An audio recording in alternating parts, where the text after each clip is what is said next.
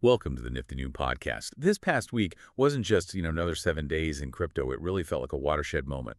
We saw the wild west of meme coins colliding head-on with the deliberate gears of Washington. And at the same time, traditional finance made maybe its biggest leap yet into the space. We're here today to unpack how all these seemingly separate events kind of weave together into this single compelling story about crypto's evolving place in the world. It really was a whirlwind, wasn't it? Just event after event.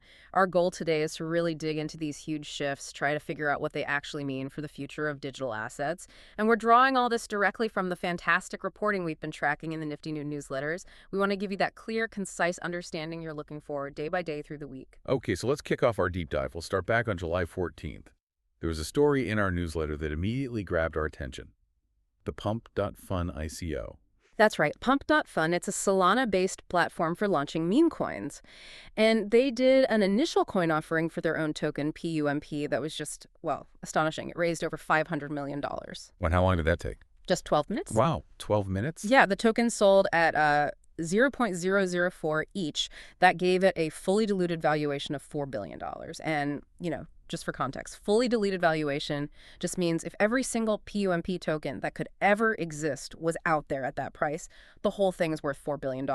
It's a key metric, helps gauge potential scale, even if it is, mostly speculative at this stage. I'm curious about this Pump.fun thing. $500 million, 12 minutes. What does that kind of rapid capital influx really tell us about meme coin investing right now, beyond just the big numbers? Because we saw very different reactions, didn't we?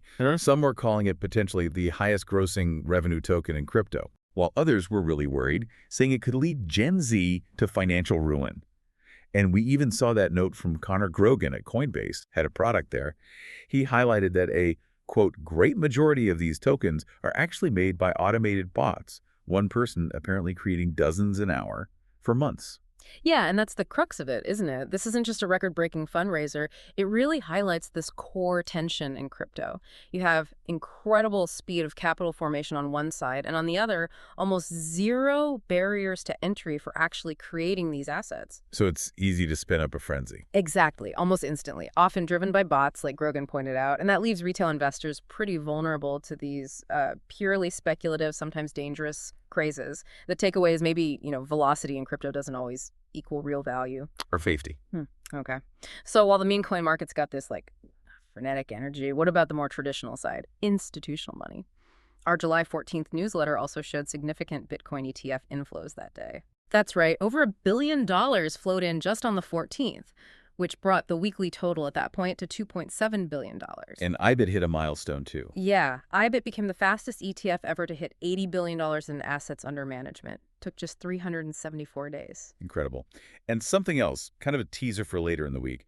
SharpLink Gaming directly acquired 10,000 ETH from the Ethereum Foundation. Yeah. That felt like a clear signal, didn't it? Yeah. Serious capital flowing in, not just chasing meme coins. Absolutely. A sign of things to come. Okay, let's move on then. July 15th. Our Nifty Noon update really painted this picture of Washington, D.C. just buzzing. It was crypto week. Yeah. This was a legislative push that really had the potential to fundamentally reshape crypto in the U.S. Indeed, it was quite the lineup. The House scheduled votes on 3 pretty critical pieces of legislation. You had the Genius Act for stablecoins, the Clarity Act for market structure, and also a bill aimed at banning a central bank digital currency, a CBDC. Right. And the Genius Act, that one had already passed the Senate. It had. And it was widely expected to pass the House, too, and then get signed into law, which would make it the first major crypto regulation bill ever adopted by Congress. A pretty big deal. And all this was happening while Bitcoin was soaring, right? Past $120,000. Yeah, the timing was interesting. So what were the big implications here, especially from those Genius and Clarity Acts for the industry? Oh, the implications were, well, immense. Let's take the Genius Act first. The 100% asset backing requirement for stablecoins. That's critical. The goal is to make these digital dollars as trustworthy as, say, money in a traditional bank account. Which builds confidence. Exactly. It's not just about protecting consumers, though that's part of it. It's really about potentially unlocking trillions in institutional capital, money that's been sitting on the sidelines waiting for this kind of regulatory clarity before integrating stablecoins into, mainstream finance. In the Clarity Act. The Clarity Act was aimed at sorting out that long-running fight between the SEC and the CFTC. The turf war. The turf war, yeah. Who gets to regulate which part of crypto? Resolving that chaos, the hope was it could, quote, open a floodgate of retail capital into crypto by finally bringing some legal certainty. But not everyone was on board. Well, these bills had strong Republican support and backing from the Trump administration. But some Democrats did voice opposition, mainly citing concerns about potential corruption risks. But overall, it really felt like crypto was moving, from the fringes into being a national policy concern. And just as a reminder of the sheer scale we're talking about, our newsletter also noted that Satoshi Nakamoto's Bitcoin stash grew by $7.4 billion that week. Yeah, hitting nearly $129 billion. It's a staggering number. Really underscores what's at stake. We also saw the Fed, the FDIC, that's the Federal Deposit Insurance Corporation, and the OCC, the bank regulator, they put out a joint statement on risk management for crypto custody. So regulators definitely paying close attention. Things were moving on multiple fronts. Okay, so from Congress, let's pivot to another big institutional story. This one started gaining real traction on July 16th. It kind of challenged the idea that Bitcoin was the only game in town for major corporate treasuries. Our Nifty Noon headline asked, is it finally Ethereum's turn? Yes, and this is where institutional adoption gets really interesting, I think. SharpLink Gaming, they're listed on NASDAQ, ticker SBT. They officially became the largest corporate holder of Ethereum. They'd accumulated over 280,000 ETH. Wow. Valued at what, around $840 million? Approximately, yes. And that actually put them ahead of the Ethereum Foundation's own holdings. And they brought in some heavy hitters too, didn't they? Joseph Lubin. They did. Appointing Joseph Lubin, Ethereum co-founder, CEO of Consensus, as the firm's chairman, that adds significant credibility. So does bringing in someone like Lubin really change the game for SharpLink? Or is it more like a strategic PR move to signal to other institutions? And what's their actual strategy? Just buying and holding? Or are they doing more with that ETH? Well, Lubin's appointment definitely lends immense credibility. It signals serious intent. It's not just a casual purchase. It legitimizes the whole thing. And to your second question, no, they're absolutely not just sitting on it. This is really an expansion of what people call the Michael Saylor playbook. Right, the MicroStrategy approach with Bitcoin. Exactly, where public companies strategically buy and hold crypto, usually Bitcoin, as a primary reserve asset, betting on long-term appreciation. But SharpLink is actively staking its ETH to earn yield. They'd already generated over $1.2 million in rewards at that point. Interesting, so it's an active strategy. Very much so. And you see this trend of, let's call it, smart money accumulation. Firms like SharpLink, BIT Digital, it's happening just as ETH's price is showing more strength. There was even a technical indicator suggesting a major shift against Bitcoin. So this growing corporate conviction, it could really provide a strong tailwind for Ethereum going forward. Okay, moving on to July 17th. Our Nifty Noon update highlighted a really massive strategic shift from a major player. Coinbase goes all in on Base. Yes, this was fascinating. Coinbase officially rebranded its Coinbase wallet. It's now the Base app.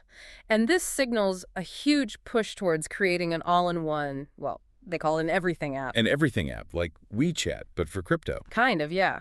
Bundling social networking, trading, payments, mini apps, all onto one platform. And it's all powered by their popular Layer 2 network, Base. Coinbase is basically betting that simplifying the user experience, getting everything in one place, is the key to onboarding the next billion users.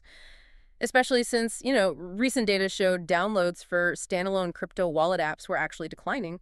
People find them maybe a bit cumbersome. So what specific features make it an everything app? What's in there?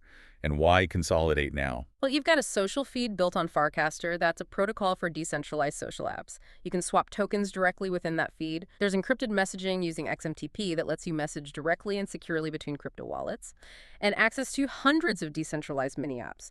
The idea is really to keep users inside the Base ecosystem, make it sticky. And payments are a big part too. Huge part.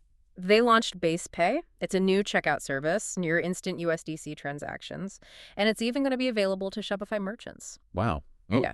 So by integrating identity, social financial services, Coinbase is making a significant bet here.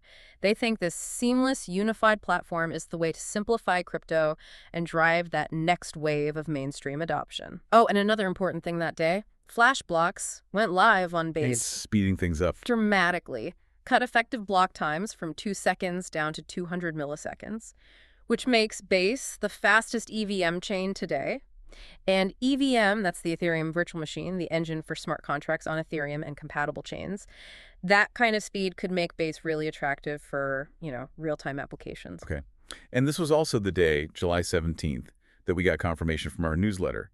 The U.S. House did pass those 3 crypto bills we talked about earlier. That's right. The votes happened, and they passed. The stage was really set for the final chapter of Crypto Week. Which brings us to July 18th. And quite a triumphant headline from our Nifty Noon newsletter. Crypto Week ends in success. It really did feel like a historic moment for the crypto industry in the U.S. The House of Representatives passed all 3 of those significant bills we've been discussing. The Digital Asset Market Clarity Act, or Clarity, the Guiding and Establishing National Innovation for U.S. Stablecoins Act, the Genius Act, and the Anti-CBDC Surveillance State Act, all passed the House. And what was really striking about this, especially given how divided Washington usually is. Well, the Clarity and Genius Acts in particular got strong bipartisan support. You had dozens of Democrats joining Republicans to vote yes. Now, there was still some opposition. Figures like Representative Maxine Waters voiced concerns. But that bipartisan backing was significant. The Genius Act, the stablecoin bill that now heads to President Trump's desk, and it's widely expected he'll sign it into law. Making it the first major piece of crypto regulation.